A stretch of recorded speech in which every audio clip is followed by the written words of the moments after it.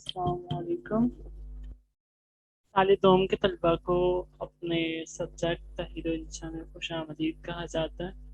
अब तक हम 3 लेक्चर्स आपके साथ लेक्चर दिए जा चुके हैं। सबसे पहले लेक्चर में हमने तहीर इंशा को समझा, मजमून नवीसी को समझा, तो नवीसी किसे कहते हैं। दूसरे लेक्चर और तीसरे लेक्चर में हमने सैयद खान की ज़िंदगी और सैयद खान की लिखने के अंदाज़ नगारिश यानी उनकी मजमून नवीसी की जो खसूसियात हैं उनको समझा। आज का जो हमारा लेक्चर है ये इनके मजमून के तज्ज़ियाती मुताले पर मुश्तमिल है। सर सैयद खान का मजमून समझ आपके सिलेबस का हिस्सा है। समझ का तज्ज़ियाती मुताला। तज्ज़ियाती मुताले से क्या मुराद है? तज्ज़ियाती मुताले से मुराद ये है कि हम किसी भी सिंफ को जिस सिंफ में वो लिखा गया हो, कोई तहरीर हो, उसको सिंफ के असूलों के मुताबिक अगर परखें तो उसे तज्ज़ियाती मुताला कहा जाता है, जिसमें उसके फ़न का भी पता लगाया जाता है और उसकी फ़िक्र की भी खोज की जाती है कि मुसन्निफ़ के लिखने का मकसद क्या था और मुसन्निफ़ ने जिस सिंफ में तहरीर किया है क्या वो उस सिंफ के मुताबिक है या नहीं। तो आज हम समझ का तज्ज़ियाती मुताला करेंगे। अगर अब मजमून नवीसी के फ़न के नुक्ते नज़र से देखा जाए, मजमून नवीसी के फ़न क्या है? मजमून नवीसी में इब्तिदा होनी चाहिए, उसमें लफ्ज़ मजमून हो, खात्मा मौजूद हो और जिसके तहत जिस मकसद के तहत मजमून निगार ने लिखना शुरू किया था वो मकसद पूरी तरह वाज़ेह होना चाहिए। उन्वान जो है वो उस मकसद से हटकर ना हो, तभी वो मजमून कहलाने का मुस्तहिक होगा। जब हम समझ का मुताला करते हैं तो पूरे समझ मजमून को पढ़कर हमें ऐसा लगता है कि सैयद खान सिर्फ मकसदियत पर जोर देते हैं और मकसद की बात करते हुए चले जाते हैं। वो कहीं भी अपनी तहरीर के मौजूद से हटकर बात नहीं करते और इसके अंदर तमहीद, लफ्ज़ मजमून और खात्मा तीनों चीज़ें मौजूद हैं। लिहाजा हम कह सकते हैं कि अपने फ़न की नज़र से समझ जो है एक मुकम्मल मजमून कहलाने का मुस्तहिक है, यानी एक मुकम्मल मजमून है। जब आप समझ का मुताला करते हैं तो समझ का मुताला करते हुए आप देखेंगे कि एक सब टाइटल भी दिया हुआ है। समझ के नीचे क्या लिखा है? समझ की यानी वो टाइटल जो है समझ की तारीफ है। दरअसल तमीज़ जिससे भलाई और बुराई में इम्तियाज़ किया जाता है। समझ मजमून का उन्वान दे दिया और उस उन्वान की तारीफ भी हमें सैयद खान ने बयान कर दी। समझ से मुराद वो तमीज़ है जिससे इंसान भलाई और बुराई में इम्तियाज़ करता है। हम मजमून में थोड़ा सा और आगे जाते हैं तो हमें दाना और नादान में सैयद खान ने फ़र्क बताया है। सैयद खान के मुताबिक बेलकू और बेहुदा ख्यालात और बेशुमार वसवसे दोनों के दिलों में पैदा होते हैं, यानी दाना और नादान दोनों के दिलों में बेहुदा ख्यालात और बेशुमार वसवसे पैदा होते हैं। मगर दाना आदमी समझता है कि मुझे अपने किन ख्यालात को गुफ्तगू में बयान करना चाहिए, जबकि नादान आदमी बगैर सोचे समझे हर ख्याल को बयान करता चला जाता है। ये दादा और नादान ने फर्क बताया है। इसके बाद दानिशमंद आदमी दोस्तों की महफिल में कैसा होता है?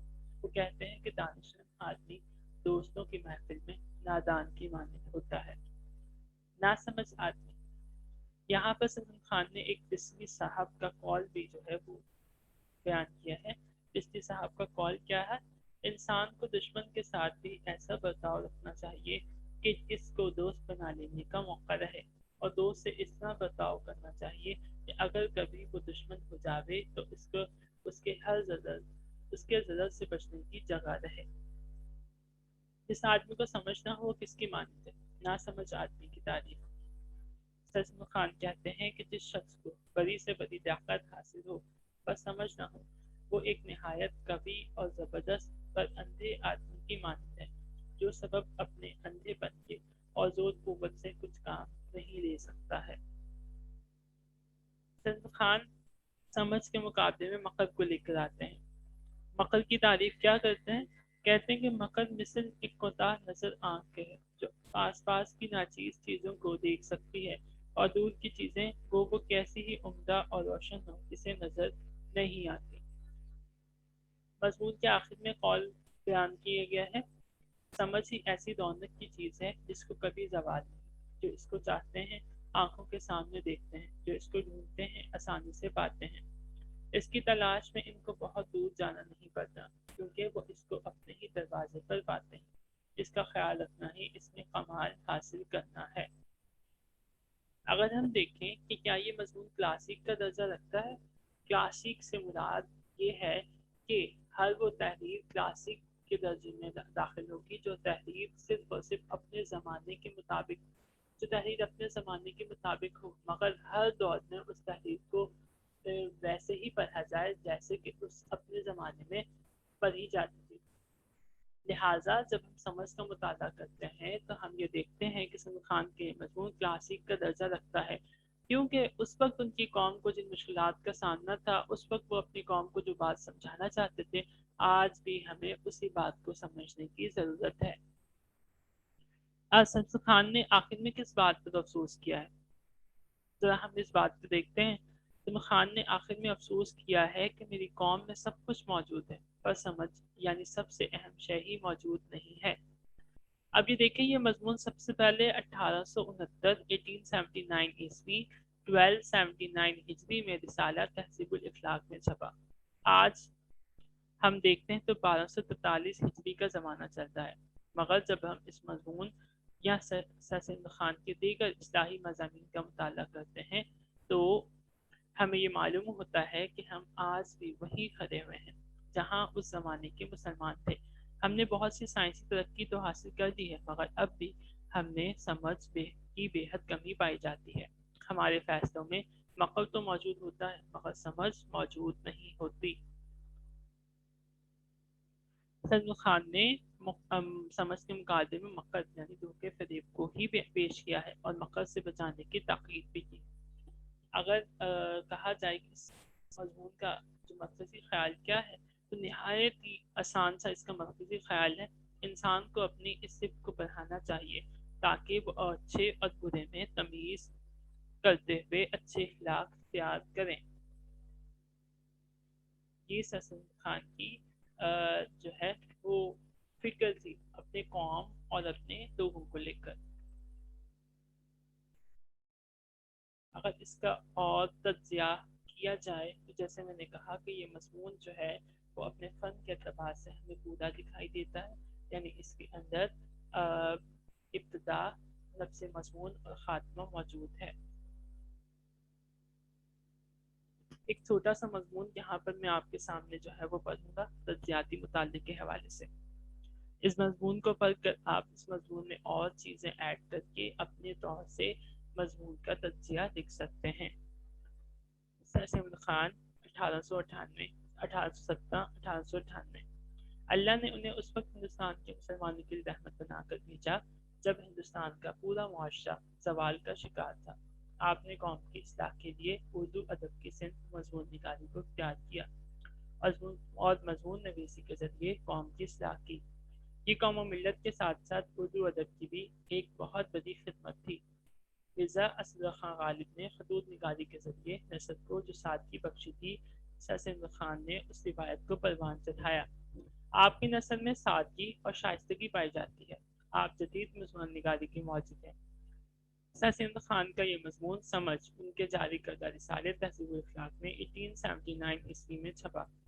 اس مضمون کا سب ٹائٹل اس مضمون کی بنیاد اور سمجھ کی تعریف ہے، تمیز جس سے بھلائی اور برائی میں امتیاز کیا جاتا ہے۔ نادان اور دانا دونوں کے دلوں میں فرق کم ہی ہوتا ہے، دونوں ہی دلوں میں بے شمار وسوسے پیدا ہوتے ہیں، مگر عقل مند انسان اپنے دل میں پیدا ہونے والے ہر خیال کو سب کے سامنے ظاہر نہیں کرتا، بلکہ وہ ہر بات سوچ سمجھ کر کرتا ہے۔ ہاں البتہ جب عقل مند انسان دوستوں کی محفل میں بیٹھا ہو تب وہ بھی نادان کسی حرکتیں کرتا ہے۔ سر سید نے پسلی صاحب کے قول کی تردید کی ہے۔ آپ کہتے ہیں کہ دوست کے ساتھ انسان کا برتاؤ کچھ اور ہو اور پیٹھ پیچھے ان کا برتاؤ اور سوچ الگ ہو تو انسان کو ایسی منافقت سے پناہ مانگنی چاہیے۔ آپ یہ کہتے ہیں کہ سمجھ کے ذریعے انسان صحیح اور درست انسان کی پہچان کر کے اسے اپنا دوست بنائے۔